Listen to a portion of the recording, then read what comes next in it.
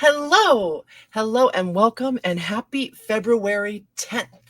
This is called the Day of Acclaim. And happy birthday to you. If this is your birthday, I hope you're having an awesome birthday. And I hope that you have like the best year to come. Yes, I do. I hope that it's just like an awesome year for you. So today we're going to be getting into The Secret Language of Birthdays, your complete personology guide for each day of the year by Gary Goldschneider and Joost Elfers. So the Day of Acclaim, let's see what it has to say. Month February, day 10. Your sign is 20 to 23 degrees Aquarius. You're an Aquarius 3 sun sign, and you're a fixed air sign. All right. Those born on February 10 generally seek the widest acceptance available to them, but also like to be appreciated by those in the know. Many born on this day wish for their achievements to be highly prized right up into the higher echelons of society or culture. More highly evolved February 10 people succeed in attracting recognition without trying too hard or compromising their integrity. Rather, they self confidently follow a personal vision so intense or imaginative that others are won over.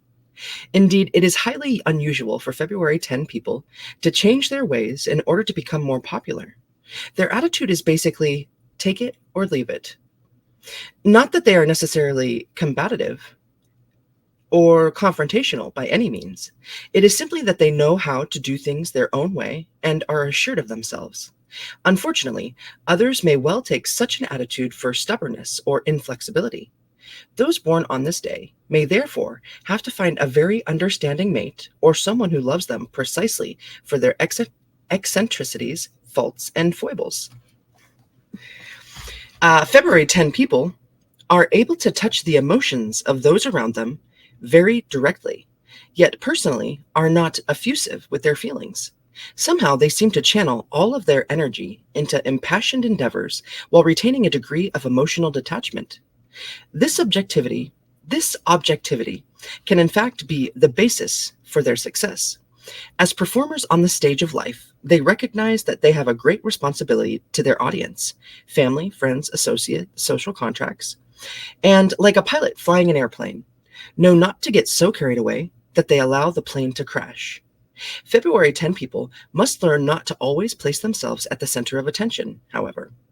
Giving others a chance and passing on what they know as models or teachers is an important part of their personal development. The whole question of responsibility is an interesting one for February 10 people.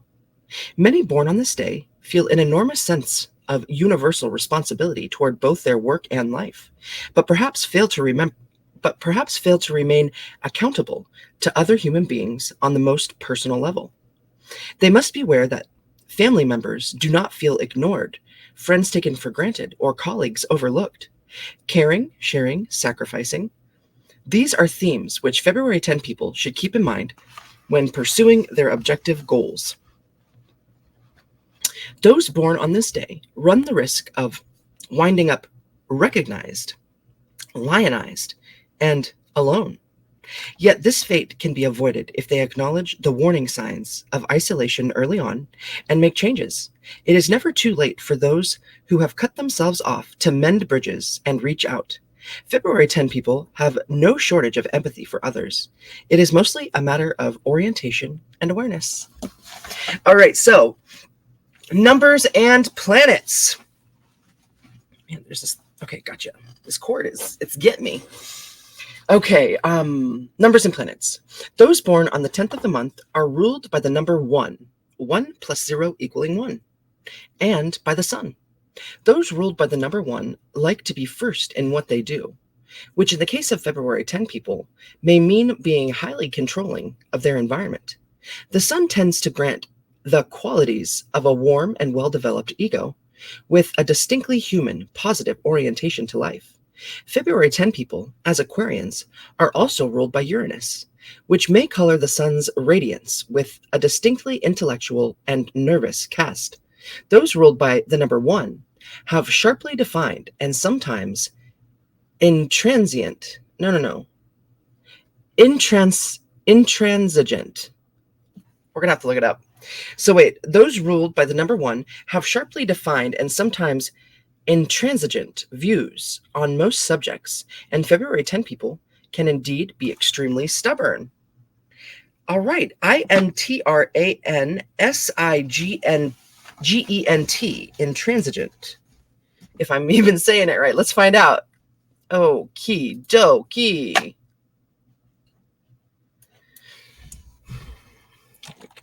Intransigent definition.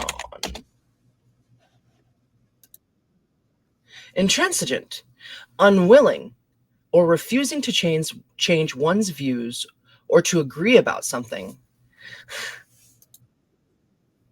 Intransigent. Her father had tried persuasion, but she was intransigent. Juicy. Wow, okay, great. Intransigent. Okay, so I'm reading that sentence again. Those ruled by the number one have sharply defined and sometimes intransigent views on most subjects, and February 10 people can indeed be extremely stubborn. Juicy. Both my parents are ones, and I'm an 11, which I find fascinating. Anyways, just relating. Okay, so tarot. In tarot, in the major arcana, the 10th card is the Wheel of Fortune, which symbolizes the ups and downs, wins and losses, and successes and failures of life. Learning to live with and handle occasional failure will be a special challenge for February 10 people. The card signifies a reversal in fortune and teaches that there is nothing permanent except change.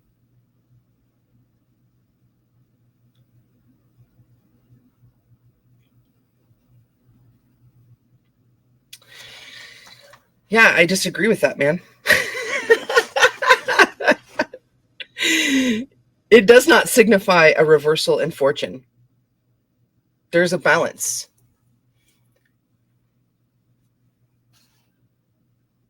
It's a wheel, right? Okay, anyways.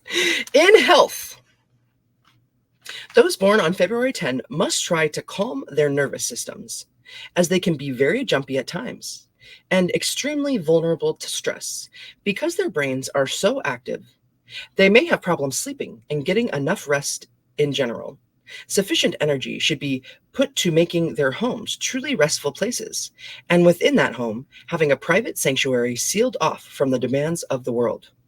As far as diet is concerned, those born on this day will do well eating whatever their fancy dictates, within certain health limits, of course. A wide-ranging, freewheeling attitude toward food is fine, but they must find the time for relaxed meal times. As far as exercise is concerned, only light to moderate physical activity is recommended. Advice: don't overlook small matters. Simple tasks can help your abstract nature. Avoid getting too carried away by the scope of your endeavors. Remember to attend to what is directly in front of you. Meditation for the day. Acceptance and universal values are important, but so are washing the dishes and mopping the floor. Balance. I love it. So if you were born on this day, your strengths could be that you're an individual, you're self-confident, or empathic. Weaknesses could be that you're nervous, self-involved, or removed. All right, those born on this day. I wonder how to say this. I'll just give it a whirl. All right. Bertolt Brecht, a German poet, playwright, writer of musical dramas with Kurt Weill of Three Penny Opera.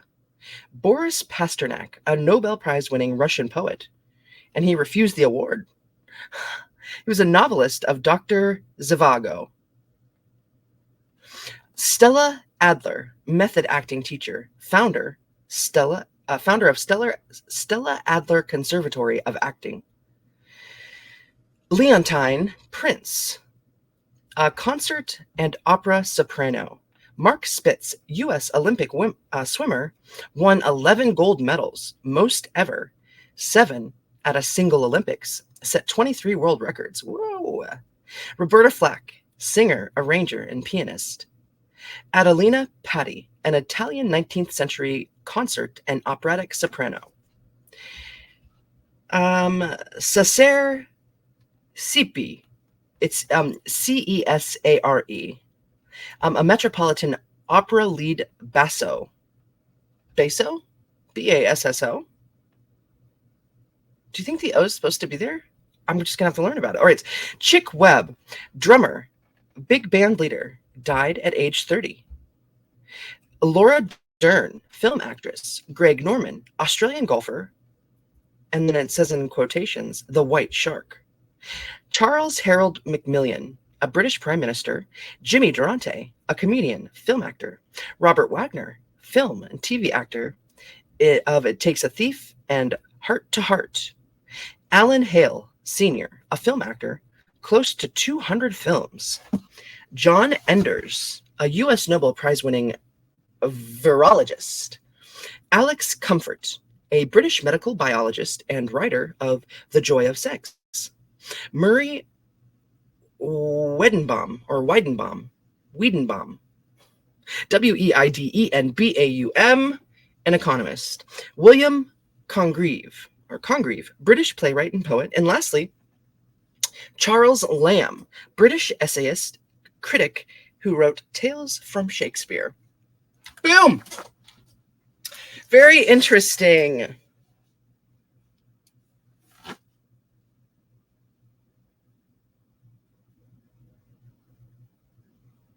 All right, so I was just looking at that tarot description again, that last sentence. Yeah, it's 50-50. I don't think that it signifies a reversal, right? But it does certainly talk about change. But in this card too, it's like there's the 4 fixed signs around it. Anyhow. So thank you for joining me today. We'll finish out with this meditation again. Acceptance and universal values are important, but so are washing the dishes and mopping the floor. Alrighty, y'all. I hope that you're having a wonderful day whenever you find this. Thanks for joining me, and I'll link the Daily Oracle down below once that's all completed. And I love you. Take care of yourselves. Mwah. I'll see you so soon.